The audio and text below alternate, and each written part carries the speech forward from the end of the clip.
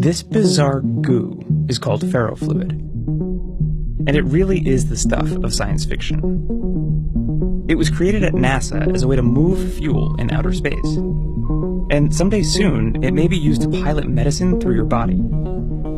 Today, well, its uses are a little more mundane. But it certainly looks good on video. They have these spikes that come out when a magnetic field is applied, and they, kind of look like alien structures.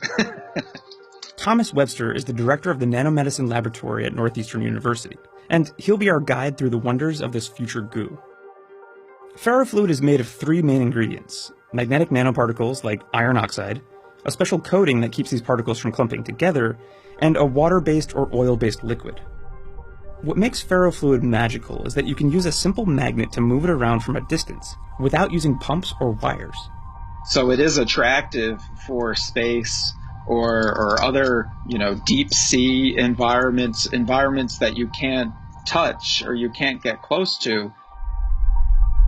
The first ferrofluid was invented by a NASA engineer named Steve Papel in the early 1960s. His idea was that if you add these magnetic nanoparticles to fuel, you can move it around in zero gravity with a magnetic field. That didn't really pan out. But since then, ferrofluids have been used far and wide, in less sci-fi settings.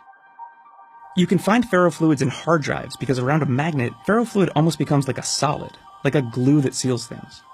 In skateboards, ferrofluids are found in wheels to reduce friction, and in speakers, the material buffers vibrations, enhancing the sound. But the future of biomedicine is where things get really exciting.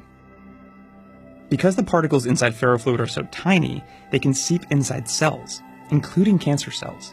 If you can get a magnetic particle to go into a cancer cell and you apply a magnetic field, then these materials can heat up and they can kill the cancer cell.